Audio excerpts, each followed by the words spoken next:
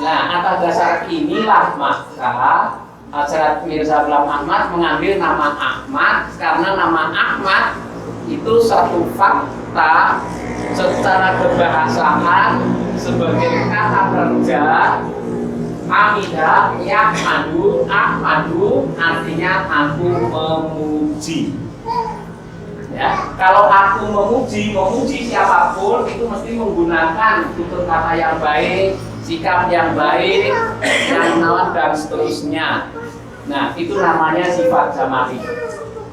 Ahmad ya Habibi,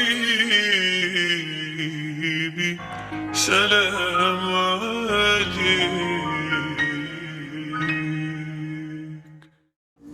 Bahwa gerakan kita ini adalah gerakan pembaharuan dalam Islam. Jadi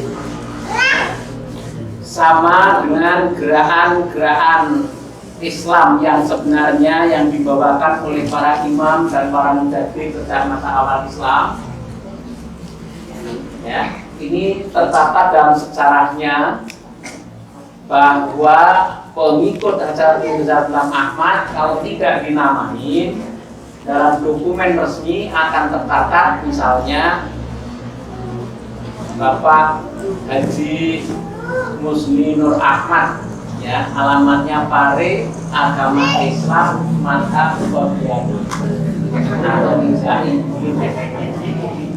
Ya, nah, karena ada keharusan misi kemadhaban itu, nama Ahmadiyah itu yang boleh menjadi kita pakai.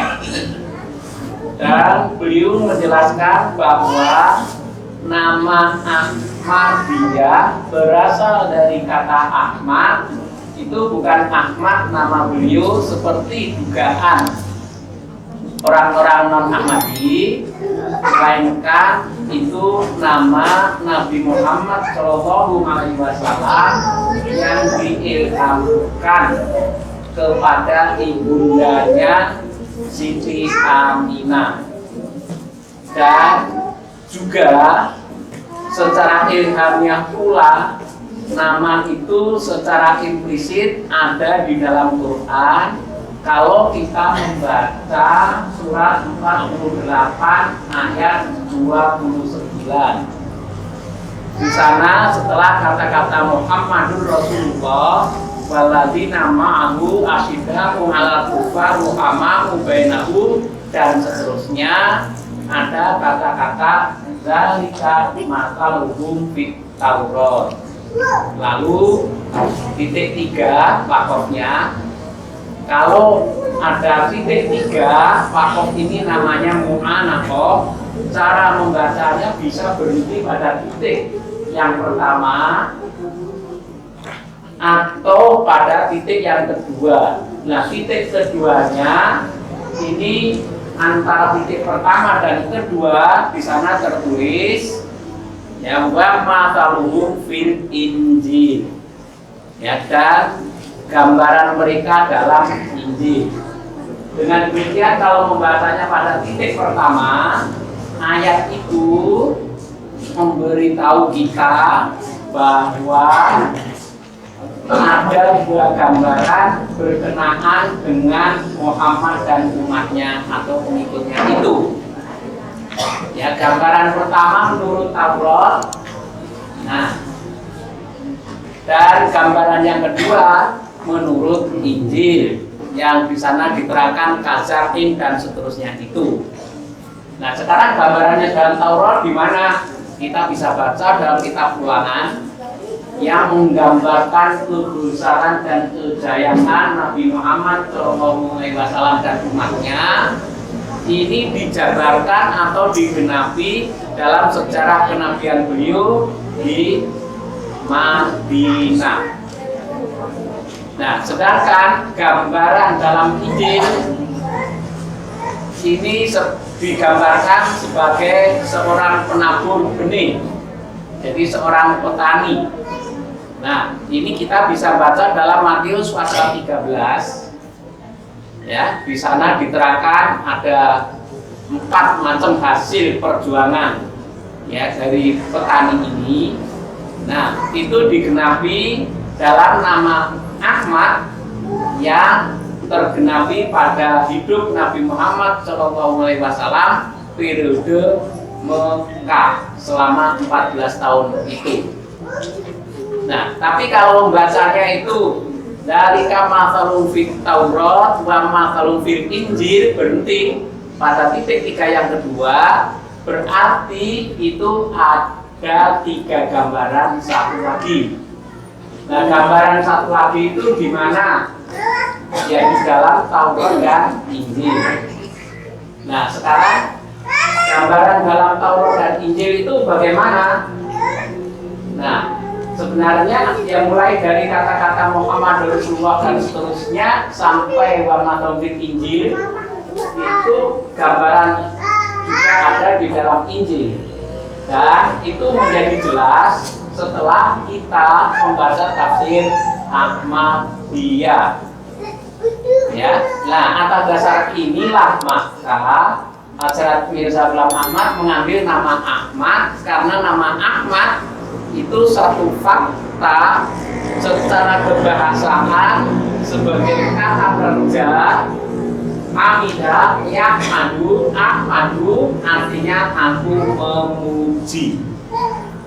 Ya, kalau aku memuji siapapun itu mesti menggunakan tutur kata yang baik, sikap yang baik, yang menawan dan seterusnya. Nah, itu namanya sifat jamali. Ya. Nah, ini menggambarkan bahwa penyiaran Islam pada zaman akhir itu harus menggunakan nama Ahmad sebagai kata kerja. Jadi kita harus lemah lembut kepada sesama. Pada zaman ini tidak diperlukan pedang untuk menyebarluaskan Islam, untuk memenangkan Islam. Ini ada juga di dalam Taurat dan juga kitab nabi-nabi terdahulu. Misalnya, ibu-ibu dan bapak bisa baca dalam kitab Nabi Yesaya pasal yang kedua, bahwa pada zaman akhir itu pedang dan semacamnya senjata musnah itu akan diubah menjadi bajak dan periuk. Nah, jadi tidak ada lagi peperangan secara fisik yang mematikan manusia. Agama itu untuk menghidupkan orang mati, yakni mati rohaninya, bukan mematikan orang hidup yang itu juga bisa mematikan rohaninya. Nah, itu ya penerapannya ini. Jadi kita metode dakwahnya sama sekali tidak menggunakan kekerasan. Jangankan pedang, pinten pun nggak boleh. Itu ya. Nah ini cara berdakwahnya seperti itu. Nah, kalau kata Ahmad itu sebagai kata sifat, Ahmadu seperti apa? Itu artinya yang terpuji. Berarti ini mengandung sifat jalal, sifat keagungan. Nah, kalau sebagai kata kerja ini berhubungan dengan sesama, sekarang berkenaan dengan sifat jamali ini berkenaan dengan apa? Jawabnya berkenaan dengan masalah akidah. Nah, yang jadi lakon di muka bumi ini sejak zaman dulu kala sampai hari ini kan hanya 2 golongan saja, yaitu Kristen dan Islam. Kalau Kristen jaya, Islam memang belum lahir pada waktu itu, ya kan? Doa Nabi Isa kan Allahumma Rabbana anzil alaina ma'idatan minas sama'i takunu lana idan li awwalina wa li akhirina dan seterusnya. Itu doa Id yang awal ini terpenuhi pada abad ke-4 sampai dengan abad ke-7. Nah, dengan lahirnya Islam, ini kejayaan Kristen yang awal abad ke-7 mulai memudar. Nah, Islam lahir, gitu ya. Nah, mencapai kejayaan juga selama 3 abad, sebagaimana Kristen Id yang pertama itu juga 3 abad. Maka dari itu mengalami kemunduran Islam setelah 3 abad berlalu. Dan kemunduran itu seperti diterangkan dalam surat Hamim 100 sajadah berlangsung selama 1 hari yang menurut hitungan kamu adalah 1000 tahun. Dengan demikian 1300 tahun itu adalah puncak kejayaan Kristen seperti pada abad ke-7 yang kalau kita baca dalam sejarah gereja itu merupakan masa kejayaan, masa penginjilan dunia. Kita bisa baca dalam sejarah gereja Dr. Berkhof situ ada. Ya, nah pada saat itulah Hasan Mizrahi Ahmad dilahirkan. Maka dari itu doktrin-doktrin beliau berkenaan dengan agama penguasa jagat ini yang sekarang sudah gonjang-ganjing karena freeport itu ya, ini cara menghancurkan bukan seperti itu ya. Harusnya orang-orang Amerika yang datang ke sana itu diserang akidahnya dengan sikap yang lemah lembut, nanti akhirnya mesti jadi Islam. Saya bisa buktikan itu. Ya saya dan teman-teman, maka dia satu dari kita lah itu yang jelas seperti itu, gitu ya. Ini banyak sekali itu contoh-contohnya ibu-ibu yang saya hormati. Ya, nah, tapi kalau umat Islam pada umumnya kan jadi lain. Lainnya gimana?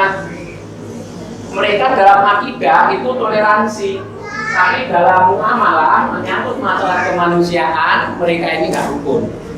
Ya kan? Contohnya penghancuran gereja.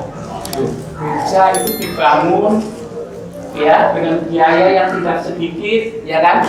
Kok malah diganggu, misalnya bom diledakkan, contohnya gitu itu, ya kan? Ini kan ajar Quran tidak begitu, ya kan?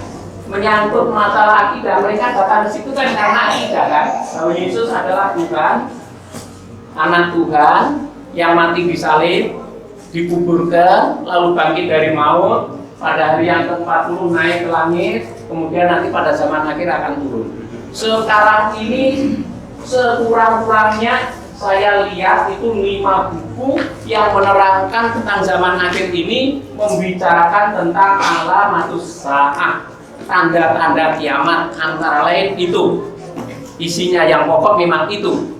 Coba dari buku situ jelas sekali bahwa sekurang-kurangnya penulis dan sebagian besar pembaca karena baca buku itu masih meyakini Nabi Isa masih hidup di langit, Nabi Isa diangkat ke langit, nanti pada zaman akhir akan turun. Jadi kan namanya toleransi mendukung akidah.